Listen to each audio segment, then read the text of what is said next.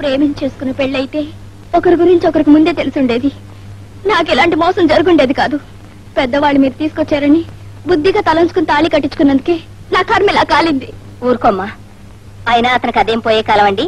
పెళ్లికి ముందే ఇంత గ్రంథం ఉన్నవాడు ఏమీ ఎరగని అమాయకుల్లాగా తయారై అమ్మాయి బ్రతుకు అన్యాయం చేయాలా?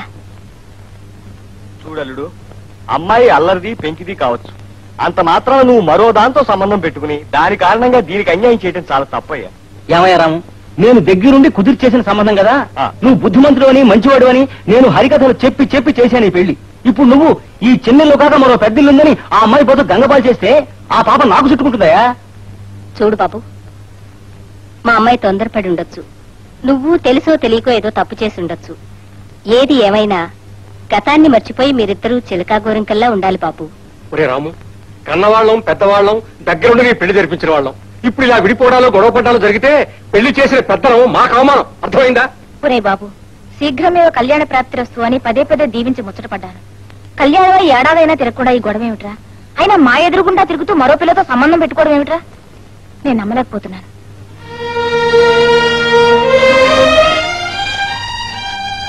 చూడండి, ఎంతసేపు మీరు చెప్పారు, ఇక నేను చెప్తా.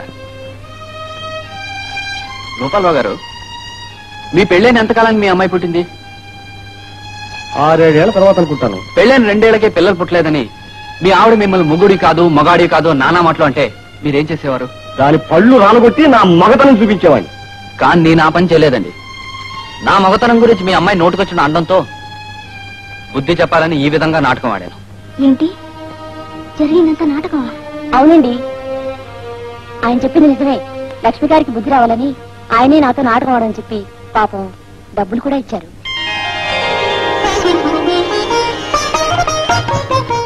వాడి వల్లుడు, నువ్వు చెప్పిన కారణం బట్టే తెలుస్తోంది నువ్వు ఆడింది నాటకం అని, అది అమ్మాయికి బుద్ధి రావడం కోసమే చేశావని. నాకు ముందే తెలుసండి మా అబ్బాయి నిప్పులాంటి వాడని. అచ్చం నా పోలికే, ఏకపత్నీకృతుడు. శ్రీరామచంద్రుడు వీడు నేను ఒకే టైపు.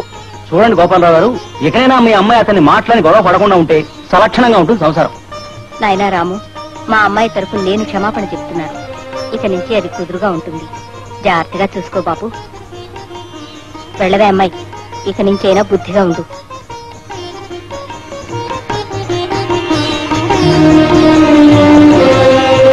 అమ్మయ్యా, అన్ని బాగానే ఉన్నాయి. నేను వస్తాను, నాకు చాలా పనులు ఉన్నాయి.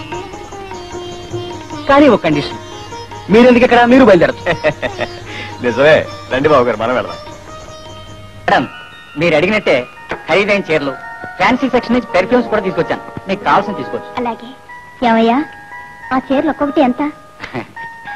ఎంతండి? 1500 రూపాయల దగ్గర నుంచి 2000 దాకా ఉన్నాయి. My God. లక్ష్మి గారు, అంత డబ్బు పోసి ఇప్పుడు ఆ చీరలు ఎందుకండి? ఇప్పుడు కాకపోతే ఇంకెప్పుడండి ఇలాంటి చీరలు కట్టుకునేది? వయసైపాక. బాగా చెప్పారు మేడం, బాగా చెప్పారు. చూడయ్యా, నాకు అటు శారీస్, ఈ పర్ఫ్యూమ్ కావాలి. జూలీ గారు మీకు? అబ్బే, నాకేం వద్దండి.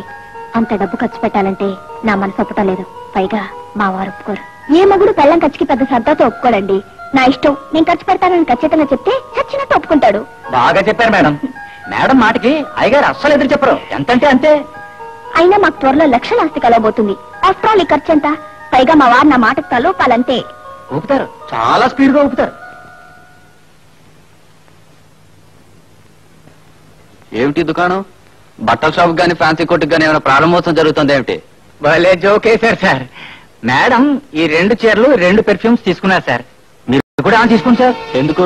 తెచ్చిన జీతం వాటికి ఇచ్చేసి అవి జల్లుకుని సువాసనతో ముష్టి అడుక్కోడానికా? భలే జోక్ వేశారు సార్ మీరు. జోకేం కాదు, నవక.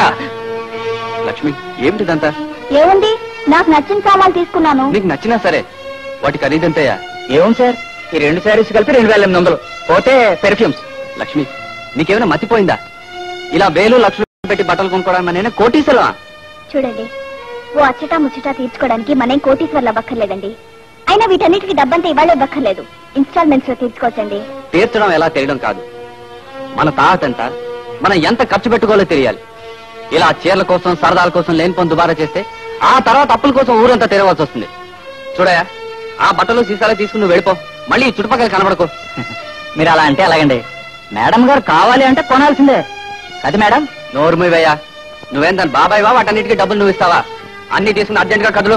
ఆగండి, ఏమిటా ఆర్డర్ లేవడం? నాకు ఇష్టమైంది నేను తీసుకున్నాను, వద్దంటే నేను ఒప్పుకోను. మొగుడు మాట కాదంటానికి ఎంత ధైర్యమే నీకు?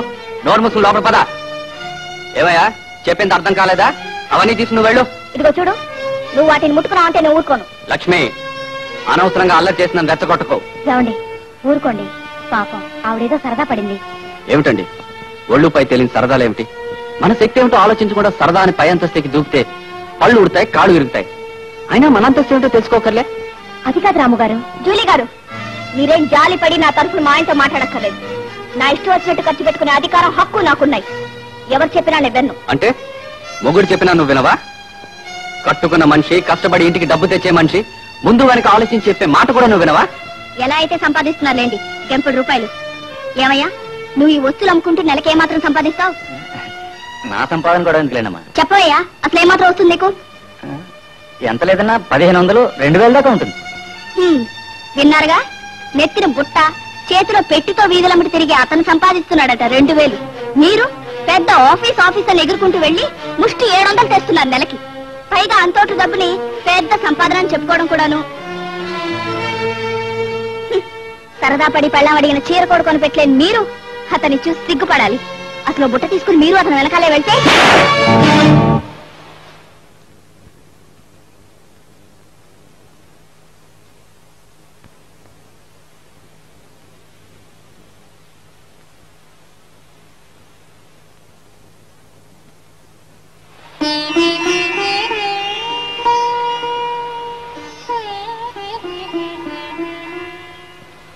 ఏమిటి అమ్మాయి, గోడకేసి కొట్టిన బంతిలాగా మాట్లాడితే చాలు నువ్వు అతనితో గొడవ పెట్టుకుని ఇంటికి వచ్చేస్తే ఎలా? మొగుడన్నాక ఒక మాట అనొచ్చు, వెళ్ళాలన్నాక ఒక మాట పడచ్చు. అంత మాత్రానికి కాపురం కూడా వచ్చేటివే. కాపురం అనేది రైల్వే కంపార్ట్మెంట్ కాదే, కాసేపు ఎక్కి కూర్చుని దిగిపోవడానికి. అసలు ఇంతకీ ఏం జరిగిందంటే చెప్పిస్తావేమే? మేము వచ్చి అబ్బాయికి ఎలాగో నచ్చ చెప్పుకుంటాం. అమ్మా, గొడవ ఏమిటో మీకు అనవసరం, సర్ది చెప్పడం నాకు అనవసరం. అసలు మళ్ళీ మమ్మల్ని ఇద్దరిని కలపాలనుకోవడం మీకు నాకు అందరికి అనవసరం. ఏమిటండి దీని వరుస? కర్మ, మన కర్మే. బాబు రాము, జరగని పని అంటూ ఈ లోకంలో ఏదీ లేదయ్యా. చంద్రమండలమే కట్టడం జరిగే పనేనా అనుకున్నాడు మనిషి, కానీ జరిగింది. అలాగే తలుచుకుంటే చూడండి, కావాలంటే శనిగ్రహం మీదకి వెళ్లి ఒంటరిగా ఉండమన్నా ఉండగలను, కానీ దాంతో కలిసి ఈ భూమి మీద ఉండలేనండి. మగవాడు ఆ మాత్రం పంతం పట్టుదల ఉంటుంది. సరే, ఇక వెళ్ళి అమ్మాయికి చెప్పొస్తాను, ఆవిడేమంటుందో ఏమో. ఏమనేదే ఉందండి, నేను ఆ ఇంట్లోకి అడుగు పెట్టనంటాను, అతనితో కాపురం చేయనంటాను. ఆ విషయం గురించి ఎవరైనా చెప్పినా నేను విన్నంటాను. అమ్మాయి, నువ్వు అన్నావు, నేను విన్నాను. కానీ ఒక కండిషన్ మీద నేను చెప్పింది ఒక్కటైనా సరే నువ్వు వినాలి. కోపడకు, చెప్పేది విను. అతను నిన్ను సరిగా అర్థం చేసుకోలేదు, నిన్ను నలుగురిలో అవమానించాడు, చావబాదాడు. అది తప్పే. అదే పని నేను చేసుంటే మా ఆవిడ చీపురగట్లతో నన్ను స్పృహ తప్పేటట్టు కొట్టి నీళ్లు చల్లి, స్పృహ వచ్చాక మళ్లీ కొట్టి మళ్లీ నీళ్లు చల్లేది. కానీ ఒక కండిషన్ ఉంది, ఆ తర్వాత మామూలుగా నాతో కాపురం చేసేది. అలాగే నువ్వు చూడండి, మీరు నాకు రోజుల తరబడి నీతులు సూతులు చెప్పినా సరే, గొడవలు సర్దుకుపోయి కాపురాలు చేసే భార్యల కథలు హరికథలుగా వినిపించినా సరే, నేను అక్కడికి వెళ్ళను, అతనితో కాపురం చేయను. That's all. ఇదిగోనే, విడాకులు కావాలని అతను కోర్టు ద్వారా పంపిన కాగితాలు చదువుకుని వీలైతే బాగా కంఠస్థం చేసి సంబరపడవే. తెగేదాకా లాగద్దే అని తెగ మొత్తుకున్నారు. విన్నావా? లాగావు, రేపు కోర్టులో కాళ్ళు తెగుతుంది. ఎలా తోస్తావో చావు, నీ కర్మ. ఏమే, కాపురం నాశనం చేసుకున్నది, అతనితో గొడవలు పడ్డది, ఆఖరికి విడాకుల వరకు తెచ్చుకున్నది మీ అత్తాస్తి కోసమేగా. అసలు ఆడదానికి నిజమైన ఆస్తి ఏమిటో తెలుసా? భర్త. ఆ నిజాన్ని గ్రహించలేక మూర్ఖంగా ప్రవర్తించి నీ జీవితాన్ని నువ్వే చేజేతులారా నాశనం చేసుకోపోతున్నావు. నీ కర్మ. ఏం చేస్తావో చెయ్యి.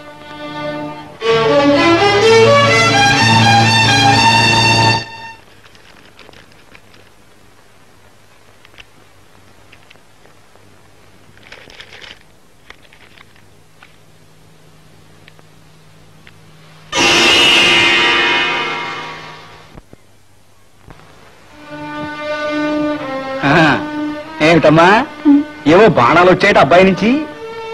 అదే విడాకులు కావాలి కోర్టు నుంచి నోటీస్ పంపించట. అవునండి.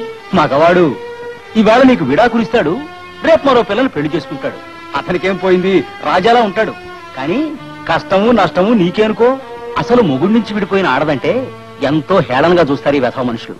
ఆ మధ్య మా ఇంటి దగ్గర ఒక అమ్మాయి ఇలాగే విడాకులు తీసుకుంది. ఆ తర్వాత మళ్ళీ దానికి పెళ్లి కాలేదు. సరే ఆ విషయం వదిలేసాయి. ఇక దాని పాటలు చూడు. కుక్కలు చింపిన వెస్తరే అనుకో. ఏడిపించేవాళ్ళు, ఎగతాళి చేసేవాళ్ళు, మాటలనే అమ్మలక్కలు, విజిలేసే కుర్రాళ్ళు, సైగలు చేసే ముసలాళ్ళు, అంతా తలా రకంగా దాన్ని హేళన పట్టడమే. దానికి ఎవరితోనో సంబంధం ఉంది కనుక మొగుడు వదిలేశాడు అని పుకారు. అది లోక సహజం. ఎవరిని ఏమీ తప్పు పట్టలేం. సరే ఆ పిల్ల విషయం మనకెందుకు గాని, ఇంతకీ నువ్వు విడాకులకు ఒప్పుకుంటున్నట్టేనా?